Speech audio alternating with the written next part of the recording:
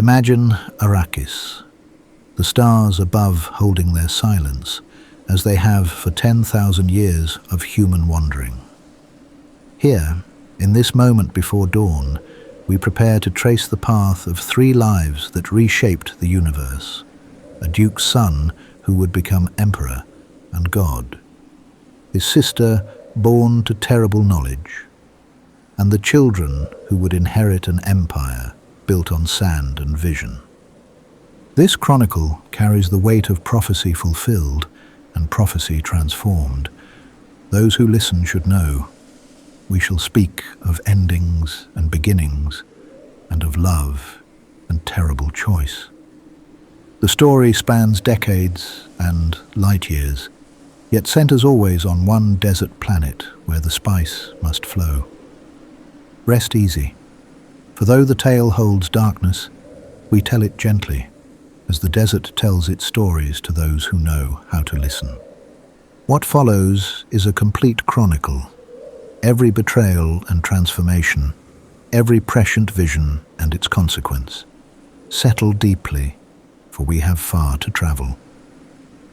10,000 years after the Butlerian Jihad banished thinking machines, humanity spread across the stars under the rule of the Padishah Emperor. The Great Convention, signed by the Landsraad Assembly and the Emperor, governed warfare between the great houses. Atomic weapons were forbidden against humans, and certain forms of assassination fell under the formal vendettas called Canly. The great houses held their fiefs through a complex web of alliances and obligations. House Carino had ruled from Kaitain for 10,000 years, their power backed by the terror troops called Sardaukar. House Harkonnen controlled the industrial world Giedi Prime, growing fat on slave labor and brutality. House Atreides governed the water world Caladan with a lighter hand, building loyalty through justice rather than fear. The Spacing Guild held monopoly over interstellar travel. Their navigators, mutated by massive spice consumption, used limited prescience to plot safe courses through fold space. Without the Guild, each planet would be isolated, the Empire would fragment, and civilization would collapse into scattered worlds with no connection. The Bene Gesserit sisterhood wove plans across generations. These women, trained in minute bodily control and psychological manipulation, served as advisors and concubines throughout the Empire. Their breeding program sought to produce the Kwisatz Haderach, the male who could access both male and female genetic memories, seeing where even reverend mothers could not penetrate. At the center of all power lay the spice melange, found only in the sands of Arrakis. This substance extended life, enhanced awareness, and in sufficient quantities granted prescient vision. The Guild needed it for navigation. The Bene Gesserit used it for their truth sense. The wealthy consumed it to extend their lives far beyond normal span. Control of Arrakis meant control of the universe itself. The Shome Company, Combine, Honnet Ober, Advancer, Mercantiles, distributed wealth among the houses according to their shares. The Emperor held substantial Shome directorship, as did House Harkonnen through their long control of Arrakis. House Atreides held smaller shares, their wealth modest compared to their reputation for honor. Yet beneath these structures of commerce and politics, older powers stirred. On Arrakis, which the Fremen called Dune in their hidden language, a people waited in the desert depths. They were the Ichwan Bedouin, the brotherhood of all Fremen who paid the spice bribes and lived free in the bled. Masters of survival in the harshest place humans had made their home, they kept secrets that would reshape the universe. On water-rich Caladan, where the Atreides had ruled for 26 generations, Duke Leto the Just, prepared for a journey he knew might end in death. Castle Caladan rose from ancient stone, its halls echoing with 20 generations of just rule. Here, Paul Atreides had spent his 15 years, trained by the finest minds his father could assemble. Duncan Idaho, the swordmaster, had taught Paul the ways of blade and shield.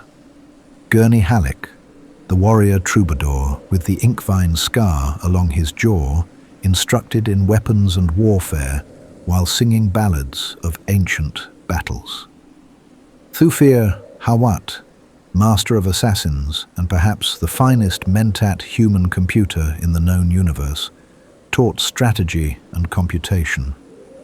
Dr. Wellington Yue, marked with the diamond tattoo of Suk conditioning, oversaw Paul's education in the sciences. Yet the most subtle training came from Paul's mother. The Lady Jessica, bound concubine to Duke Leto, never wife for political reasons, carried secrets within secrets. Trained by the Bene Gesserit sisterhood, she had been ordered to bear only daughters for their breeding program. Her love for Leto had led her to disobey, giving him the son he desired. In doing so, she had potentially disrupted centuries of genetic planning. The Reverend Mother Gaius Helen Mohiam arrived in darkness to test what Jessica's disobedience had wrought. Ancient beyond her appearance through spice consumption, she brought the Gom Jabbar, the high-handed enemy that kills only animals. Paul placed his hand in the box while she held the poison needle to his neck. The pain began as heat became burning, transformed into agony beyond description. Every nerve screamed to pull his hand free, yet Paul endured. He recited the litany against fear his mother had taught him, that he must not fear. Fear is the mind killer. Fear is the little death that brings total obliteration. When at last the Reverend Mother withdrew the box, Paul had passed the test. Human, not animal. More than human, perhaps. Duke Leto knew the trap in the Emperor's command that House Atreides take over Arrakis from the Harkonnens.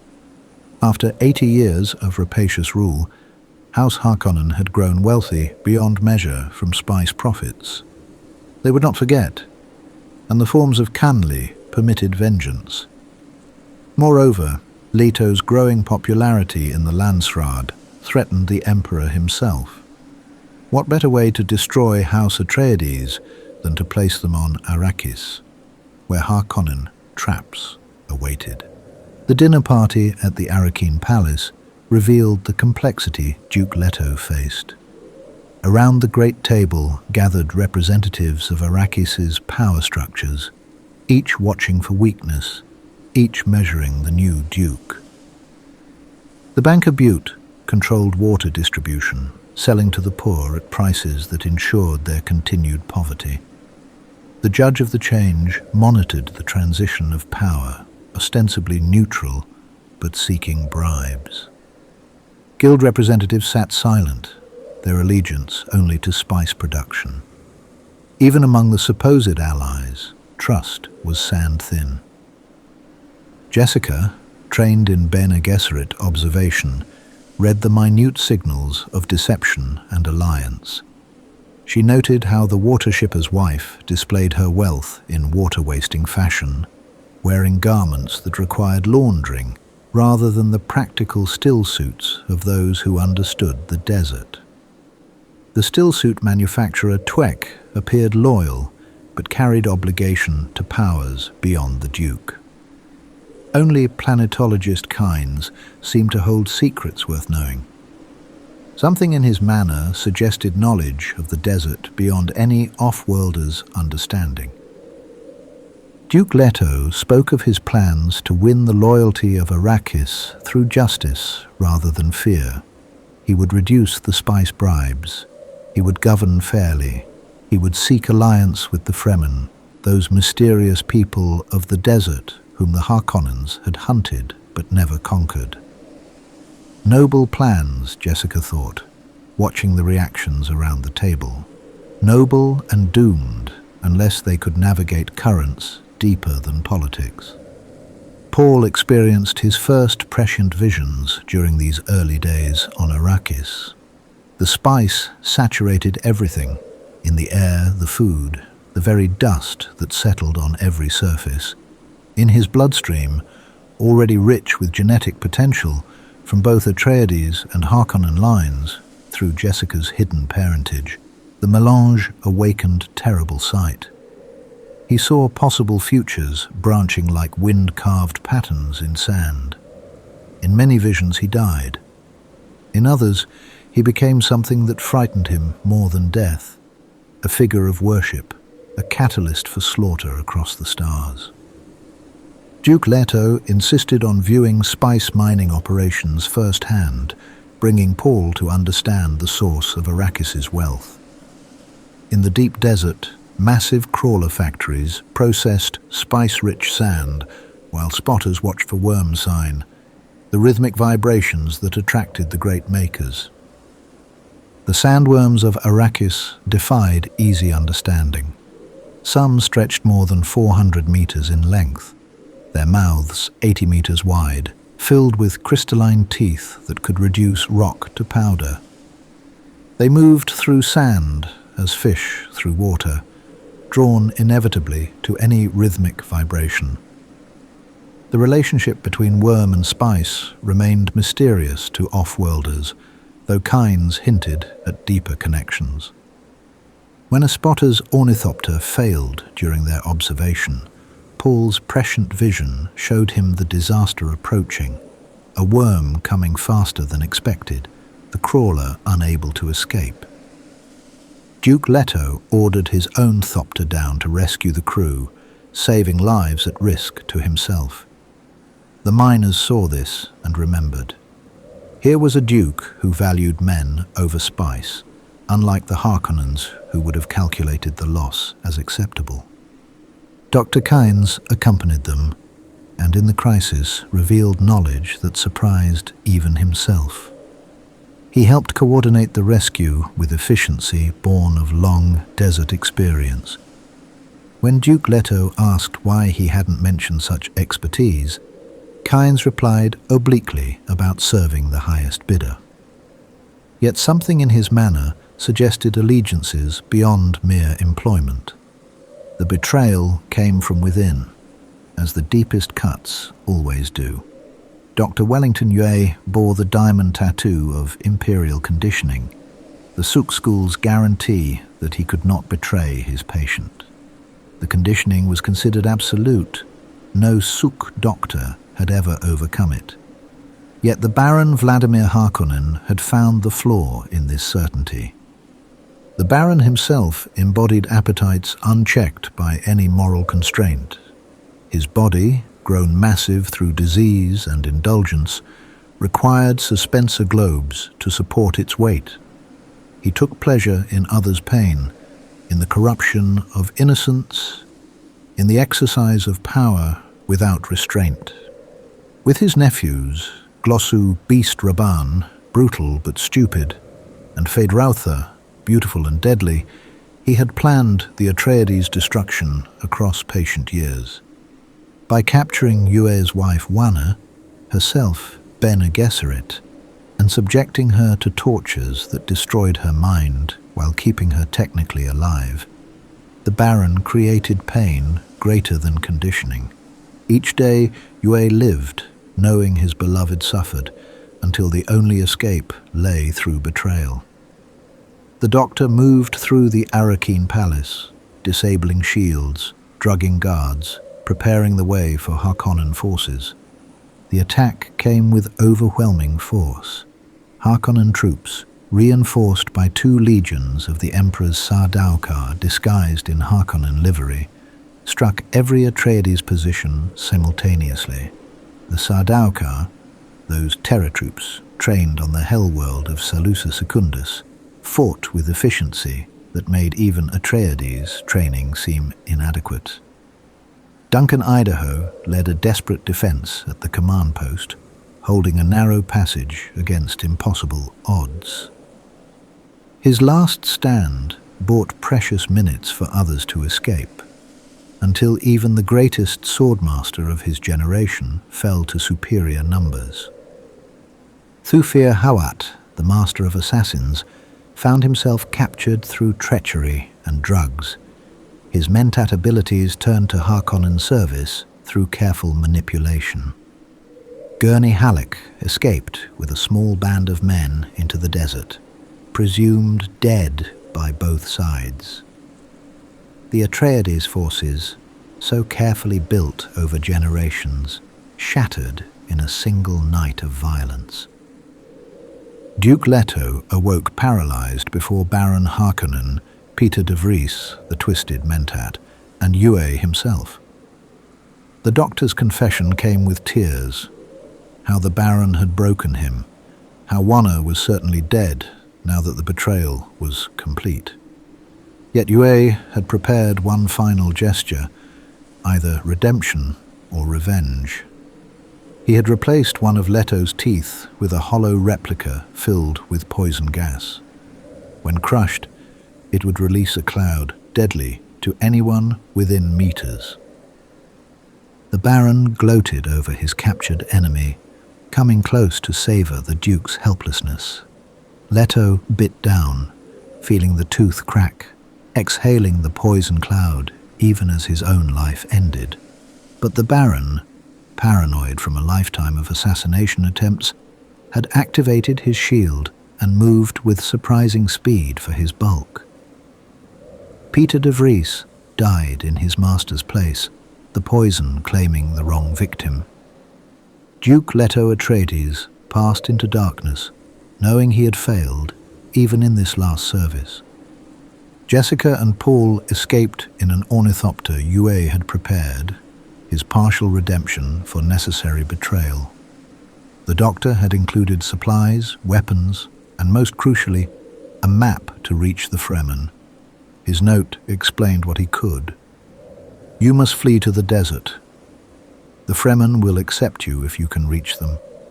Forgive me, my lady. I did what I had to do for Wanner, but I have done what I could for you." The desert night tested every skill Jessica had learned. Navigating by the stars, conserving power, avoiding Harkonnen patrols, each decision could mean death. Paul guided them with glimpses of prescient vision, seeing safe paths through probability. When Harkonnen ornithopters discovered them, Jessica used the voice, that Bene Gesserit technique of pitched tones that commanded obedience. The pursuing pilots found themselves unable to fire, compelled by sounds that bypassed conscious resistance. They abandoned the ornithopter where Yue's map indicated, in a region called the Funeral Plain. Here, ancient lava formations created a maze of rock that confused pursuit. As dawn approached, they encountered their first sandworm, a monster that dwarfed imagination. Its approach heralded by sand flowing like water into its maw. They froze against rock, remembering Kynes' lessons. Without rhythmic movement, they were invisible to the creature. In a cave marked on Yue's map, they found further supplies, a Frem kit, still suits, weapons, and a note in Chakobsa, the hunting language of the Fremen that Jessica could partially read. It spoke of tests and possibilities, of prophecies and old promises. Someone among the Fremen expected them. Stilgar found them as the second night fell, or rather allowed them to find him. The Fremen leader moved through the desert as if born to it, his still suit so perfectly fitted it seemed a second skin. With him came other Fremen, men and women who watched the strangers with eyes blue within blue from spice saturation. The testing began immediately. One Fremen, seeing Jessica's beauty and Bene Gesserit bearing, called her a likely prize. Jessica's response came swift, a move that left the man unconscious on the sand, his own knife pressed to his throat. She had established her right to respect in terms the Fremen understood, strength demonstrated, not claimed. Stilgar recognized something in both mother and son. The boy moved with training beyond his years, and prescient awareness flickered in his eyes. The woman carried herself as the prophecy suggested, a Bene Gesserit, who might be the mother of the promised Mahdi. Yet Fremen law demanded proof beyond prophecy. At the Sietch, that hidden place where Fremen gathered their tribes, the formal challenge came. Jamis, shamed by Jessica's easy defeat of him, invoked the Amtal rule. Since she had bested him and customs forbade him fighting a woman, he challenged her champion. Paul would face him with crysknives, the sacred blades carved from sandworm teeth, in the speaking circle where all could witness. Paul had killed in battle during the escape, but never in formal combat, never watching a man's eyes as life left them. His training with Duncan Idaho had prepared him for every technique, yet facing death in the circle was different from practice. Jamis fought with desert ferocity, seeking to end the boy quickly. Paul flowed around attacks, his prescient vision showing him each strike before it came. The end came as it had to. Paul's blade found the gap in Jamis's defense, sliding between ribs to pierce the heart. As the man fell, Paul felt something fundamental change within him. He had crossed a boundary that could not be uncrossed. When he wept for Jamis, giving water to the dead in Fremen eyes, the tribe saw it as honor to their fallen brother. They accepted Paul as one of them, though none yet guessed how completely he would transform their world. Life in the Sietch revealed the Fremen's absolute mastery of survival in conditions that would kill others within hours. Every aspect of their existence centered on water conservation. The still suits they wore recycled all bodily moisture through ingenious systems of pumps and filters, powered by the wearer's own movement. Properly fitted, a still suit lost only a thimbleful of water per day, even in the deep desert. The Fremen measured wealth in water, literally. Each person's water belonged to the tribe, held in vast underground reservoirs called catch basins. When someone died, their body went to the death stills, where every molecule of water was reclaimed. To the Fremen, this was not macabre, but sacred. The individual's water returning to serve the tribe's survival. Their society organized around the Sietch communities, each led by a naib like Stilgar. Decisions came through council, with even the naib's leadership subject to challenge. The strongest ruled, but strength meant more than combat prowess. It meant wisdom in water discipline, courage against the desert's dangers, and above all, dedication to the tribe's survival. Paul chose his Fremen names with Jessica's careful guidance. His private name among the Sietch would be Usul, the base of the pillar, the foundation upon which their freedom would rest.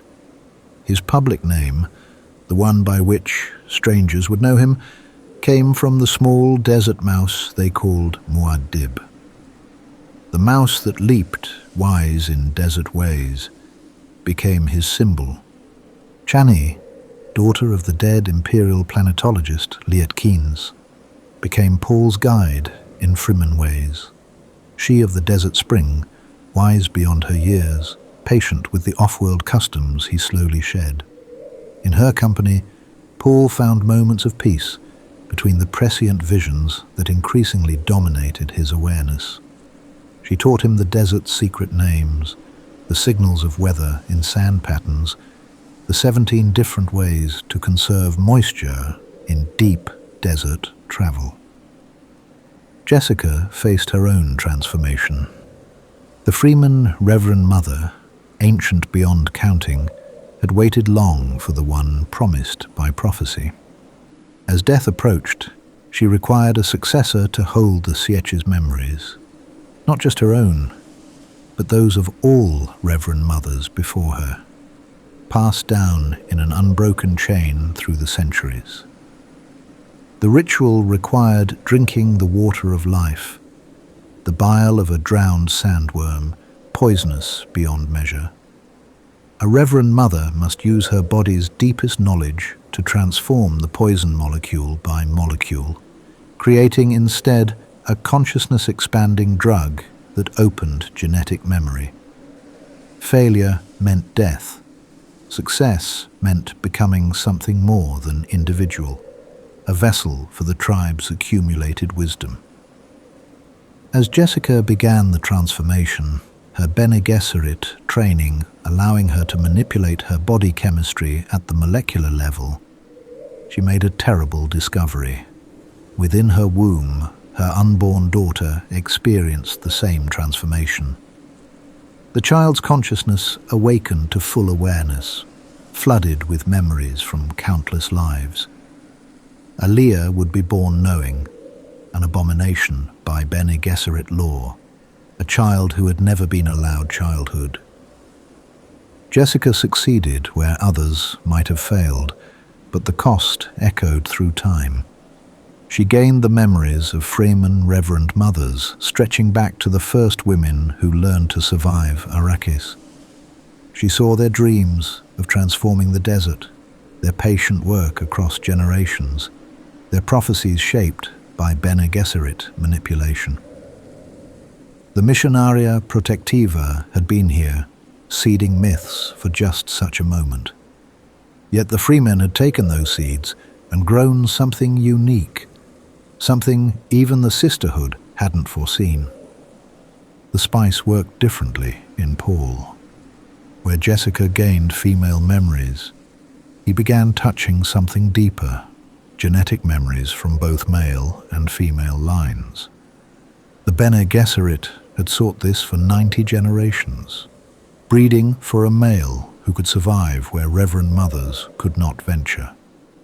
Paul was becoming the Kwisatz Haderach, but a generation early, outside their control. His prescient visions grew stronger with each day's spice exposure. He saw the jihad spreading from Arrakis like a storm, carrying his name as a killing word across the universe. 12 years of slaughter, 61 billion dead, entire worlds sterilized, all in the name of Muad'Dib.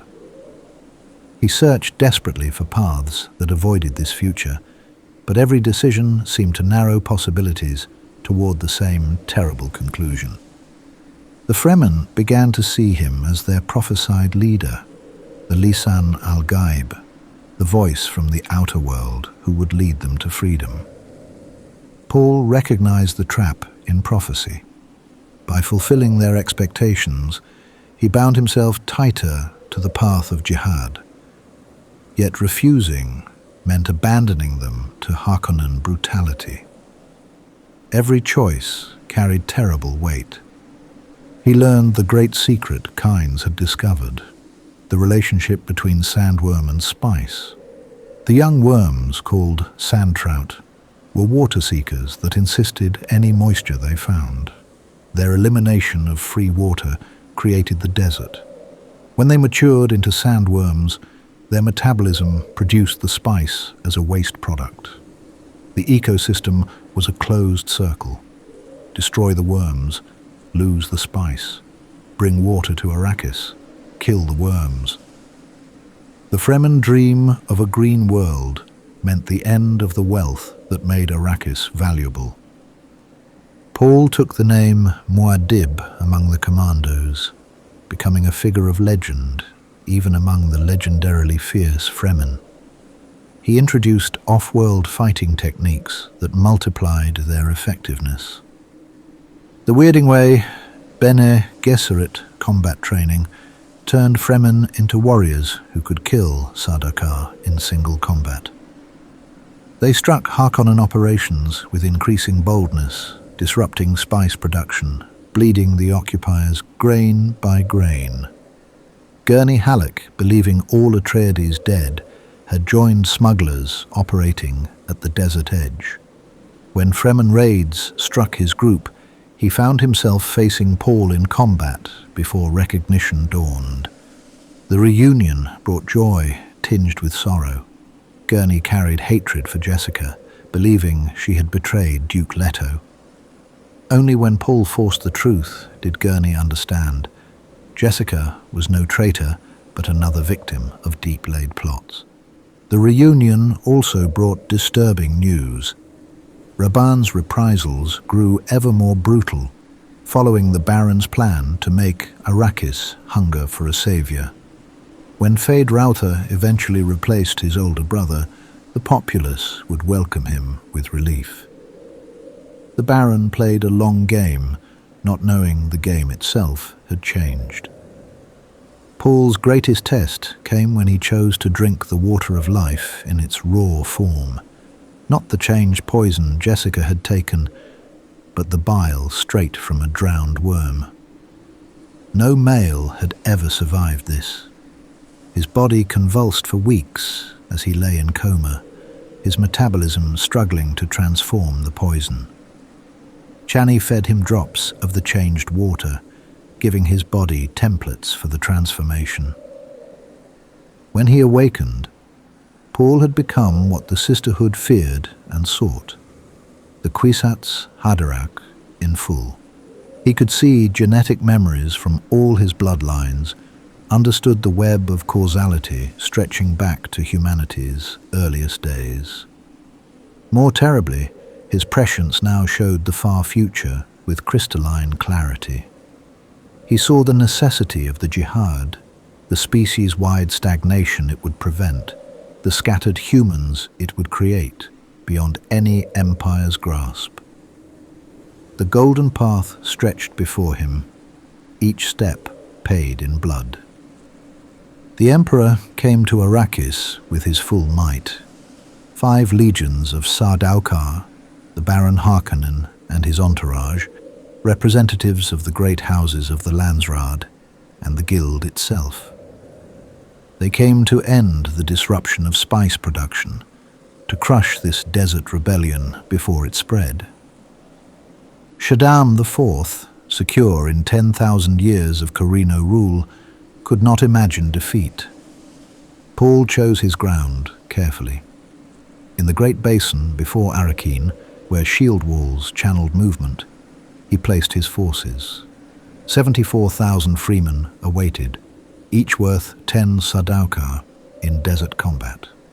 More importantly, he had positioned the family atomics, those weapons each great house maintained despite the prohibition against using them on humans. The atomics struck the shield wall itself, opening a gap for the great storm Paul had foreseen. As artificial hurricane winds screamed through the breach, Fremen rode sandworms directly into battle, a sight that struck terror into hearts that had never imagined such mastery. The worms came as instruments of war, guided by Maker's hooks, carrying death from the deep desert. In the command hutment, Paul confronted the powers of the known universe. He demonstrated his ability to destroy all spice production forever. His Fremen had placed devices throughout the desert that would poison the worms irrevocably. Without spice, the Guild would die. Without Guild transport, civilization would fragment.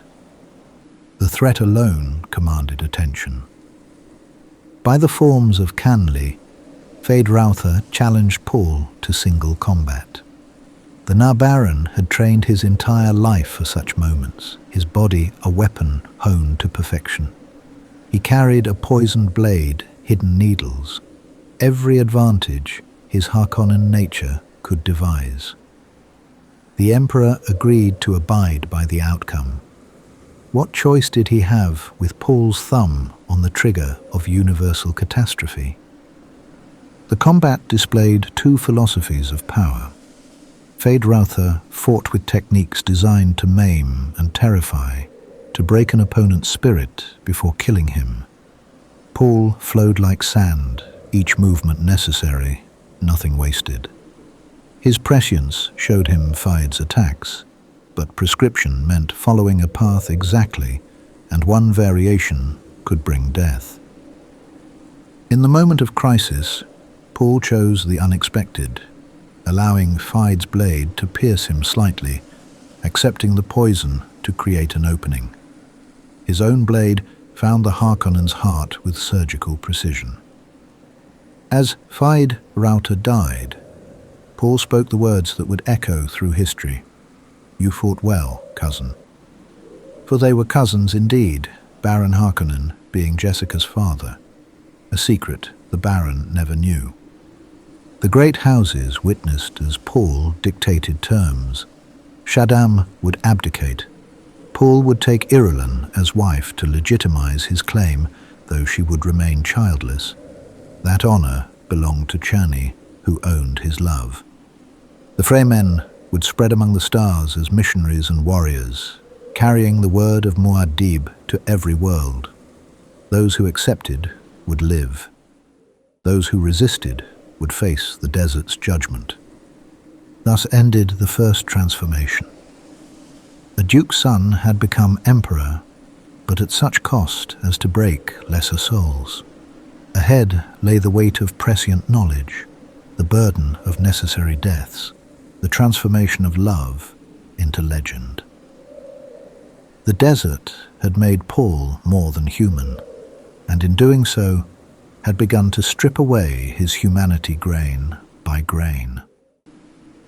12 years had transformed the known universe.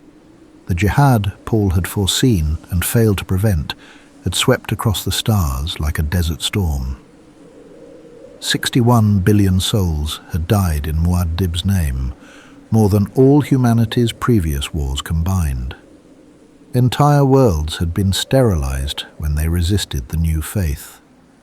The Fremen, once desert survivors, had become the most feared military force in human history. Paul ruled from Arrakis, now the center of an empire that dwarfed the old Imperium. The planet itself showed changes. Water flowed more freely, the desert slowly retreating before terraforming efforts. Fremen, who once measured wealth in water, now wore it carelessly, their discipline eroding like wind-carved stone. The old ways died daily, replaced by the corruption of comfort. In the great palace built where Duke Leto had died, Paul held court as emperor and god. The Kwisatz, his religious arm, spread the gospel of Muad'Dib's divinity. Pilgrims came from across the universe to walk where Muad'Dib had walked, to touch sand he might have touched. The religion had escaped Paul's control as surely as the jihad, becoming something he neither wanted nor could stop. Stilgar, once the proud leader of Sietch, had become a water-fat courtier. His hands, which once gripped maker hooks with desert-hardened strength, now signed documents and gestured at council meetings.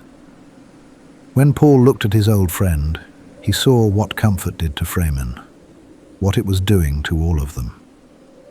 Yet the deepest pain lay in private chambers. Chani remained without child, despite 12 years of trying. Each month brought fresh disappointment. Each medical examination showed nothing wrong. Paul's prescient vision revealed the cause. Contraceptives fed secretly into Chani's food. But acting on this knowledge would lock him into futures he desperately wished to avoid. He walked the razor's edge between knowledge and action, each choice narrowing toward an ending he had seen too clearly. In a place shielded from prescient vision, an alliance formed that should have been impossible. The Guild, the Bene Gesserit, and the Bene Tleilax, powers that had contested for millennia, found common cause in their hatred of Paul's empire. Each brought unique capabilities to their conspiracy. Each sought different ends from Muad'Dib's fall. The guild steersman Edric floated in his tank of melange gas, transformed beyond easy recognition as human.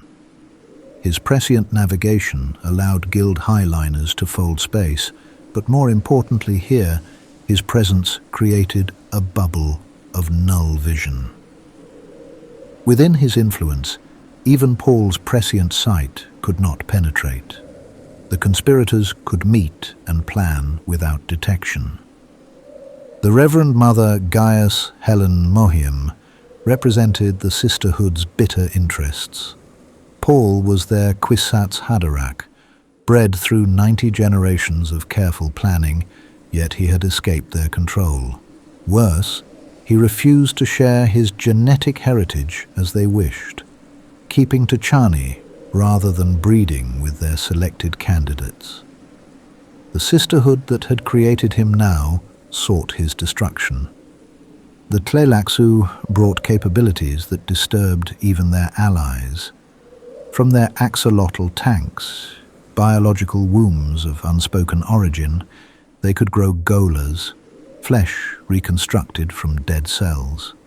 Their face dancers could assume any appearance perfectly. Sietch, their representative, shifted features like water, becoming whoever served the moment's purpose.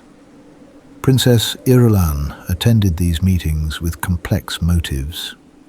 Wed to Paul, but denied his bed, trained as Bene Gesserit, but bound to an emperor who rejected their teachings, she lived between worlds. Her official chronicle of Muad'Dib's reign told sanitized history while she poisoned his true love with contraceptives. Yet something in her began to question whether destroying Paul would bring satisfaction or merely exchange one cage for another. Their first move displayed sublime cruelty.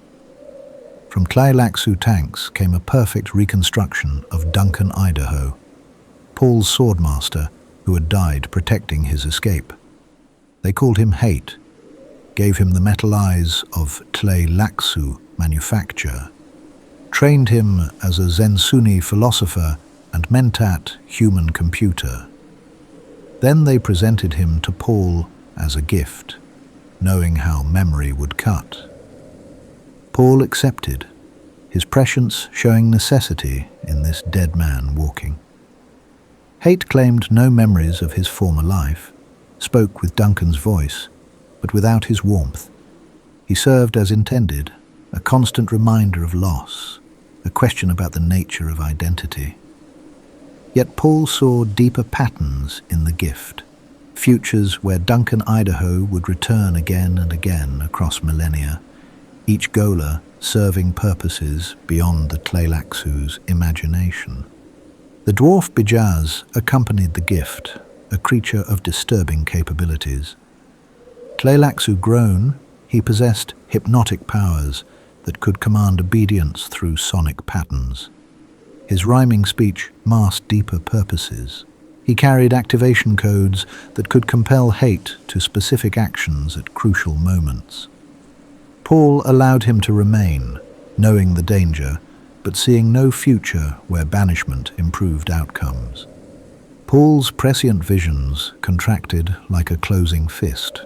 Where once he had seen branching possibilities, now paths converged toward a single nexus. He saw himself blind, not metaphorically, but literally, eyes destroyed, yet walking with perfect confidence through prescient sight alone. He saw Chani dead in childbirth, their long-awaited children born in blood. He saw the Gola recovering himself at the moment of ultimate crisis. The stone burner changed everything with atomic fire. During a pilgrimage ceremony where Paul walked among supplicants, someone triggered the weapon, a limited atomic designed to blind rather than destroy. Though shields partially protected him, Radiation seared Paul's eyes to uselessness. By the Great Convention, atomics used against humans meant planetary obliteration for those responsible. Yet Paul chose mercy. He would not add another 12 billion deaths to his account. The great lie began immediately. Paul continued to see through prescient vision so accurately that none could tell he had lost physical sight. He walked without hesitation, met gazes he could not see, responded to gestures visible only in his visions of the future. But this oracle sight came with terrible cost. He became locked into the vision, unable to deviate without losing all guidance. Free will became illusion as he followed the tracks of his own foresight. The Fremen responded with awe rather than pity. Their Muad'Dib transcended mere flesh, seeing with divine sight beyond mortal eyes. The Kwisatz proclaimed it miracle, further proof of his godhood. Paul felt the trap close tighter. Every attempt to seem human made him more divine in their eyes. Chani's pregnancy, when it finally came, brought joy shadowed by prescient knowledge. Paul saw the ending too clearly. Twins, born as their mother died, the culmination of the conspiracy's plans. He could prevent it by acting on his knowledge, revealing Irulan's treachery, stopping the contraceptives earlier. But each such action led to futures worse than Chani's death. Futures where humanity stagnated and died, where the golden path his son would need remained closed. The pregnancy itself proved difficult. Whatever damage the years of contraceptives had caused, Chani's body struggled with the twin burden. Hate attended her along with the medics, his metal eyes revealing nothing of whatever emotions Duncan's flesh might feel. Sometimes Paul caught him in unguarded moments, saw flickers of the man who had died for House Atreides. But the Gola claimed no such memories. Sital moved closer in his disguise as Lichna, daughter of a trusted Fremen. The face dancer's mimicry was perfect, voice, mannerisms, even scent precisely duplicated. Through this form, he gained access to the private quarters, waiting for the moment of vulnerability his fellow conspirators promised would come. The Tleilaxu offered their temptation openly. When Chani died, they could resurrect her as a Gola. She would live again precisely as she had been, memories intact if Paul wished. The price would be his throne, his empire, his submission to Tleilaxu guidance. They thought him weak enough to accept, not understanding that Paul had seen this offer in visions for years, had already made his choice. Labor began as Paul had foreseen, in the hour between midnight and dawn when human strength runs lowest. Chani struggled with contractions that came too hard, too fast, her body failing despite all medical intervention. Paul held her hand, seeing too clearly what approached, locked by prescience into experiencing each moment exactly as his visions had foretold. The twins emerged in blood and agony, Leto II, then Garnima, their eyes already showing the blue within blue of spice saturation. As the medical attendants worked desperately to save Chani, Sitale revealed himself. The face dancer held a knife to infant Ganima's throat, confident that new fatherhood would make Paul vulnerable. The Tleilaxu can restore your beloved, Sital promised. Submit to our guidance, abdicate your throne, and Chani lives again. Refuse, and watch your daughter die before you walk into the desert that Fremen law demands for the blind. But Saiteli had not counted on the Gola. At the moment of crisis, something shattered in Hate's mind. The compulsions laid by Tleilaxu conditioning demanded he kill Paul, but deeper patterns emerged. Duncan Idaho's loyalty, encoded in the very cells from which he had been grown, erupted through all programming. Instead of killing Paul, he turned and struck down Scytale with a single blow, proving that some loyalties transcended death itself. "My Lord Duke," Duncan said, and in those 3 words lay complete restoration. He was himself again, memories intact. The man who had held the corridor against impossible odds now returned to service. Chani died as the sun rose, her last breath carrying words of love and understanding. She had known, Paul realized, known about the contraceptives, about the conspiracy, about the future he had tried so hard to change. Her acceptance broke something in him that all the jihad's deaths had not touched. By Fremen law, a blind man must walk into the desert rather than burden the tribe. Paul had seen this moment in countless visions, the point where prescient sight failed him. Beyond this threshold lay darkness, not death, perhaps, but transformation into something other than human. He gave final instructions with Emperor's authority and father's love. Alia would rule as regent until the twins came of age. Duncan Idaho, restored, trusted, proven, would protect them. The Fremen must remember their desert discipline, even as water came to Arrakis. The terraforming must continue, though it meant the death of sandworms and the end of spice. Then Paul Muad'Dib, Emperor of the known universe, walked into the desert. He took no water, no stillsuit, nothing but the clothes he wore. Some said he walked to die. Others believed he would transform, becoming one with Shai Hulud, the sandworm god.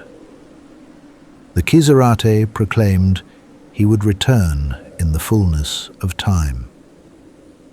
Alia watched her brother disappear into heat shimmer and felt the full weight of prescient vision settle upon her. Within her, genetic memories stirred, thousands of lives clamoring for attention. Among them, one voice grew stronger than others, a presence she had fought to suppress. Baron Vladimir Harkonnen, her maternal grandfather, began to whisper of pleasures and power she had long denied. The God Emperor had fallen, walking blind into mystery. Behind him, an empire continued its momentum, held together by religious fervor and economic necessity. The twins, born to awareness, if not understanding, carried humanity's future in their developing minds. The golden path their father had glimpsed would require sacrifices beyond even his terrible choices. In the desert, changes continued, ecological transformation that would end one world while birthing another. 9 years had transformed Arrakis more than the previous 9,000. Water ran in open channels through Arrakeen. Fremen children played in fountains, heedless of the waste that would have meant death to their grandparents. The desert retreated daily before palmeries and water traps, each victory of green over gold marking another step toward the sandworm's extinction. Alia ruled as regent from Paul's palace, but rule had become something twisted. Those who met her saw flashes of other personalities behind her eyes, sometimes the Baron's cruelty, sometimes unknown ancestors demanding voice. The abomination the Bene Gesserit had feared was manifesting, genetic memories overwhelming the personality born to the flesh. Leto II and Ganima, now 9 years old, posed different problems. Born to full consciousness like their aunt, they possessed memories stretching back to humanity's earliest days. Yet where Alia had succumbed, the twins built walls. They created inner councils of their strongest ancestors, balancing voices against each other, maintaining the fiction of childhood while thinking with accumulated millennia of experience. They played games within games. In public, they acted as precocious but recognizable children. In private, they spoke to each other in languages dead before Earth's sun had cooled, planned with sophistication that would terrify their guardians. They knew Alia heard the Baron, saw how his personality gained strength daily. They prepared for the day when their aunt would become their enemy. From the deep desert came disturbing reports. A blind preacher appeared at scattered Sietches, speaking against the ecological transformation, against the corruption of Muad'Dib's vision. His words carried the cadence of Paul himself, though he claimed no identity. Alia sent death squads after him, but they returned converted to his message or failed to return at all. Jessica arrived from Caladan to find her daughter transformed beyond recognition. The woman who ruled as Alia bore her face, but moved with gestures Jessica recognized too well. The Baron's hand movements, his way of tilting the head when amused. The abomination had taken hold despite all Bene Gesserit protections. Testing the twins revealed different patterns. Where Alia had been overwhelmed, Leto and Ghanima had achieved a precarious balance. They could access their genetic memories without being possessed, walking the knife edge between useful knowledge and destructive personality absorption. Yet Jessica saw the danger. Each day they grew older, the voices grew stronger. Gurney Halleck had returned to serve House Atreides, scarred by years but loyal as ever. Jessica sent him to test the twins definitively, authorizing him to kill them if they showed true abomination. The old warrior found them in the practice yard, moving through combat forms with skill beyond their years. "So you've come to test us, Gurney?" Leto asked without turning. "To see if we're possessed like our aunt?" The boy's prescience showed him possibilities, paths branching from this moment. In some futures, Gurney's blade found their hearts. In others, understanding dawned. The testing took unexpected forms. Gurney spoke in battle language, looking for responses no 9-year-old should know. The twins answered carefully, revealing enough to show their capabilities without demonstrating the full depth of their knowledge. They needed Gurney alive, needed his protection for what was coming. House Carino had never accepted its fall from power. When Sitzia, Shaddam IV's ambitious daughter, ruled the Carino holdings on Seleucia Secundus with her son Farad'n as her tool. She dreamed of restoring Carino glory, of seeing her son on the throne Paul had usurped. The twins represented the only obstacle. With them dead, the empire would need a new ruler with legitimacy. The assassination plot displayed cruel creativity. Larza tigers, bred for loyalty to specific scents, were smuggled to Arrakis in a shipment of off-world animals for the new river habitats. The creatures had been conditioned from birth to hunt anyone carrying a specific pheromone signature. When Sisha's agents would mark the twins, and the tigers would do the rest. But Leto had foreseen this, as he foresaw many attempts on their lives. More importantly, he had begun to see the golden path, that narrow track through future possibilities that led to humanity's survival.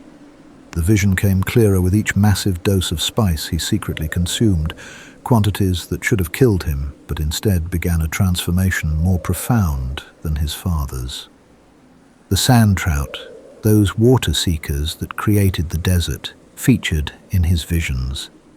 He saw himself covered in their living membrane, transformed into something between human and sandworm. The metamorphosis would grant him near immortality, strength beyond human limits, and the ability to hold the golden path for the millennia humanity needed to mature beyond its current limitations. When the preacher came to Arrakis, Jessica met him in darkness, guided by Fremen who still honored the old ways. Though blind, though changed by years in the desert, she knew her son.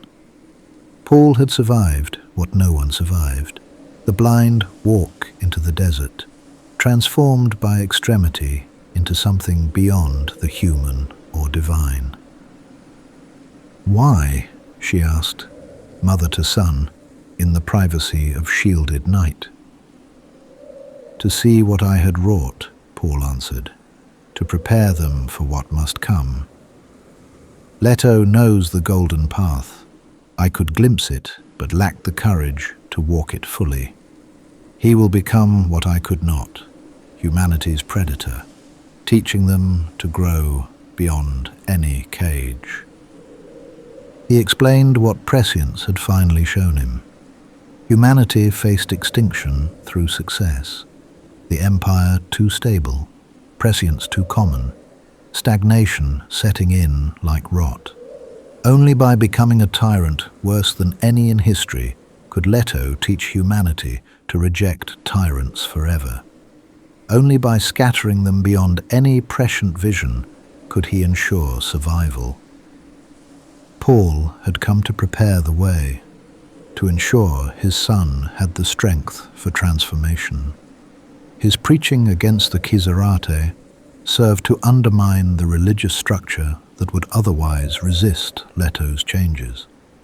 His very presence, acknowledged or not, reminded the Fremen of what they had been before water corrupted them. The assassination attempt came as foreseen. During a testing in the desert, where the twins demonstrated their Fremen skills, the Laza tigers struck. Leto had prepared by consuming massive quantities of spice, his body primed for transformation. As the tigers attacked, he let them strike him down, let everyone believe him dead. Ganima, following their plan, used self-hypnosis to believe genuinely in his death, ensuring her grief would convince even truth-sayers. Leto escaped into the desert depths, seeking the place Fremen feared to name. Sietch, Jacurutu, supposedly destroyed generations ago for the ultimate taboo of cannibalism. But Jacurutu had survived, hidden even from other Fremen, maintaining the hardest edge of desert life. Here dwelt those who remembered when Fremen were wild, before prophecies and off-world dreams softened them. In Jacurutu's depths, Leto found what he sought, understanding of the sand trout life cycle and their attraction to water. These larval sandworms, seeking moisture to insist, would cover any water source with their bodies. Applied to human skin, kept moist by blood and cellular fluid, they would form a living armor. The process began with a single sand trout, then another, each linking to create an expanding membrane. The pain surpassed description as they bonded with his cells, creating a symbiosis never before attempted. His body fought the invasion while his will demanded acceptance. Slowly, inexorably, the sand trout skin covered him, leaving only hands and face exposed. What emerged from the deep desert was no longer entirely human. Leto's symbiosis with the sand trout granted him speed to match a running sandworm, strength to shatter stone, and potential lifespan of 4,000 years. He had become pre-worm, the intermediate stage between human and sandworm, capable of surviving in ways that defied previous understanding.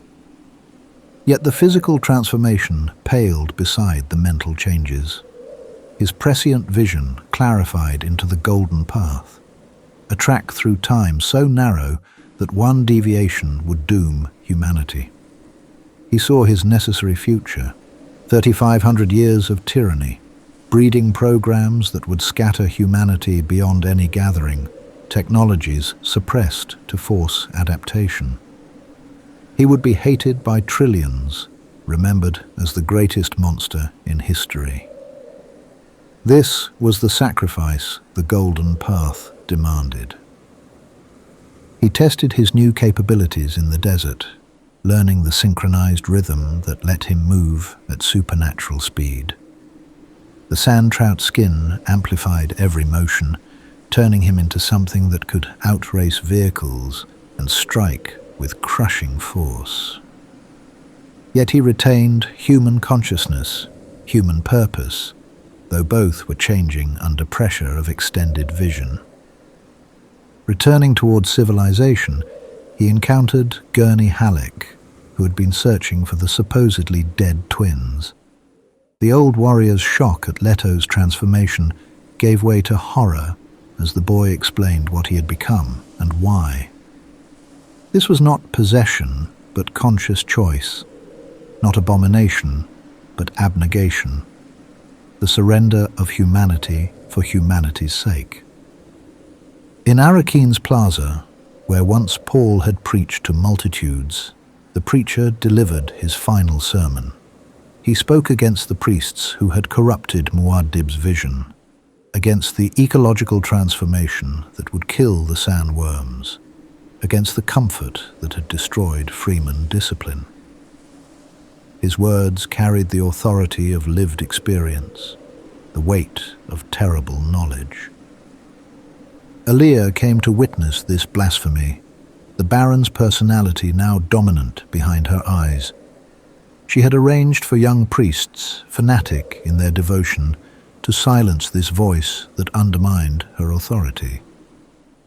As the preacher spoke, one rushed forward with a crysknife, driving it between his ribs. Paul Atreides died his second death in the plaza where his legend had begun, speaking truth to the end. But his death served its purpose. The crowd saw their god-emperor murdered by the priests who claimed to serve him.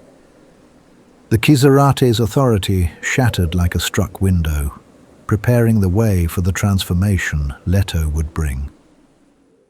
Aaliyah felt the Baron's triumph at her brother's death, his gloating at outliving the Atreides men.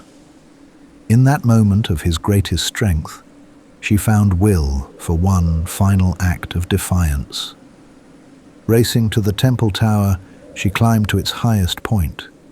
For an instant, she was herself again, free of the voices. Then she stepped into air, falling to strike the plaza stones, ending the abomination with her life. Leto II arrived at the palace with his inhuman speed, moving through defenses as if they were mist. Guards who tried to stop him found their weapons useless against his sand trout skin, their strength nothing compared to his amplified power.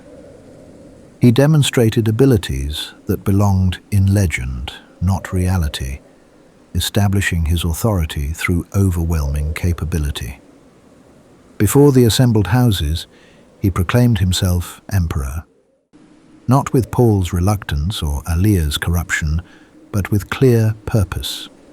He would guide humanity for millennia, forcing the changes necessary for survival. The sandworms would die, but he would preserve their essence in himself. Arrakis would transform, but he would maintain spice production through his own metabolism.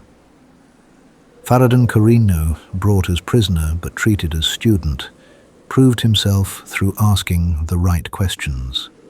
Why become a monster? Why accept such transformation? Leto saw potential in him, intelligence wedded to ambition, but tempered by curiosity. He would serve a purpose in the Golden Path. "You will father children with my sister," Leto declared. "Not as husband, that title means nothing now, but as partner in continuing the bloodline. Jessica will train you in Bene Gesserit ways. You will be the father of future Atreides, while I become something else entirely." Ghanima understood. They had discussed this in their private languages, planned for the division of purposes. She would remain human, bear children, continue the genetic lines necessary for the far future. He would become the monster, the tyrant, the necessary evil that taught humanity to reject tyranny forever. Together, they would save the species through sacrifice beyond previous imagining. Standing before the assembled powers, Leto II explained the golden path with prescient certainty. Humanity faced extinction through its own success. The Empire provided too much stability, suppressing the chaos from which adaptation arose. Prescient leaders made populations dependent, unable to imagine alternatives. Comfortable worlds bred comfortable people, unprepared for challenges that would inevitably come. His reign would shatter that comfort. For 3,500 years, he would enforce peace more terrible than any war. No great family would rise without his permission. No religion would flourish beyond his control. Technology would stagnate under his restrictions. Humanity would feel caged, pressured, desperate for escape. From that pressure would come the scattering, a diaspora so vast no force could gather humanity again. They would flee his empire in millions of directions, adapting to worlds beyond counting, becoming varieties of human that current imagination couldn't conceive. When his reign finally ended, they would be ungovernable, untrackable, unstoppable. No future tyrant could cage them again. The guild listened in horror as he explained how he would control spice. As the worms died, as he transformed further into pre-worm, his body would become the sole source. They would depend on him absolutely, their navigators feeding from his hand or not at all. The Bene Gesserit understood their breeding programs would continue only at his sufferance, creating humans he deemed necessary for the scattering. This was the vision Paul had glimpsed but could not fully embrace. The transformation of humanity through focused tyranny, salvation through temporary damnation. Where Paul had accepted 61 billion deaths to prevent worse slaughter, Leto would accept hatred from trillions to prevent extinction. The desert of Arrakis continued its transformation, but now with purpose beyond the ecological. Each palm planted, each canal opened, marked another step toward the world Leto would create. Not the water paradise the Fremen had dreamed, but something more complex. Regions would remain desert, preserving enough for sand trout to survive, for the cycle to continue in miniature. Duncan Idaho, restored to himself, accepted his role as guardian and teacher. He would protect Ghanima, train future generations, serve the Atreides as he always had. If his flesh died again, Leto would commission another Gola and another down the centuries. Duncan would become the constant in an empire of changes, the human touchstone in an inhuman age. Jessica prepared to train Farad'n, seeing in him potential for the breeding program's continuation. The Carino prince would father Atreides' children, carrying forward genetic possibilities that might be needed millennia hence. Love mattered less than survival. Happiness less than humanity's continuation. Ghanima accepted her role with desert-born practicality. She would bear children, play the part of normal humanity while her brother became legend and monster. Their private communications would continue, maintaining sanity through shared understanding. She would remember him as human when all others saw only the tyrant, keeping alive the knowledge of his sacrifice. The Fremen who witnessed Leto's transformation understood they stood at history's pivot. Some rejoiced. Their Mahdi's son had become something greater than human, proof of their destiny. Others mourned, seeing in his sand-trout skin the death of their desert, their culture, their deepest identity.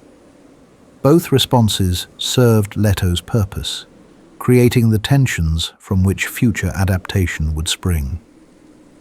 As the great houses departed, carrying news of the transformation across the empire, Leto felt the golden path solidify around him. Each decision now locked future possibilities tighter, narrowing toward the single thread of survival. He would be hated, feared, worshipped, and reviled. Songs would curse his name while forgotten histories recorded his necessity. The sandworms still moved in the deep desert, but their time was ending. As they died, as the sands gave way to grasslands and forests, Leto would preserve their essence in himself. He would become the bridge between the desert that was and the scattering that must come, neither human nor worm, but the necessary hybrid that could hold the path for 3,500 years. In the turning of sand to water, water to blood, blood to time, patterns emerge that define transformation itself. The universe bends not to power, but to purpose, not to desire, but to necessity. House Atreides came to Arrakis seeking to build a better world through justice and honor. 3 generations later, they had become something unimaginable, a family that traded its humanity for humanity's survival. Duke Leto died believing in law and loyalty, his death purchasing his son's escape into greatness and terror. Paul embraced the mantle of godhood to prevent greater horror, then walked away when that mantle grew too heavy. Aaliyah fell to the voices within, her death freeing the future from the past's possession. Now Leto II began his transformation into humanity's teaching moment, the tyrant so perfect that no future generation would accept tyranny again. The Fremen taught that Polish comes only through friction, that the desert creates strength through hardship. Now their planet would demonstrate this truth on a species-wide scale. As Arrakis transformed from desert to garden to something unprecedented, humanity would transform from subjects to survivors to something uncontainable. The Golden Path demanded payment in full, and House Atreides had accepted the bill. Each transformation carried its opposite within. The Duke's honor enabled necessary betrayal. Paul's prescience created blindness to alternatives. The jihad, meant to unite humanity, ensured its future scattering. Leto's tyranny would teach freedom. His restrictions create wild diversity. His control guarantee future chaos. In seeking to save humanity, the Atreides had agreed to become inhuman, the ultimate submission that creates ultimate rule. The spice would flow, but changed. The worms would die, but live on in Leto's flesh. The empire would continue, but transformed beyond recognition. And in the far future, when Leto's reign finally ended, when his preserved body released its sand trout to begin new cycles, humanity would explode outward in the scattering, ungovernable, unstoppable, forever free of the trap that comfort and prescience had created. This was the gift of Arrakis, the lesson of the desert. That which submits rules, that which dies lives, that which transforms endures. The desert of Arrakis holds its counsel as stars wheel overhead in ancient patterns that will outlive empires. Where once sandworms ruled depths no human could fathom, Now, a child emperor begins his long transformation into the bridge between what was and what must be. The golden path stretches ahead. Millennia of enforced peace, of bottled human energy, of preparation for a scattering that will ensure no future tyrant can cage humanity entire. In the quiet places between heartbeats, between breath and breath, the spice continues its work.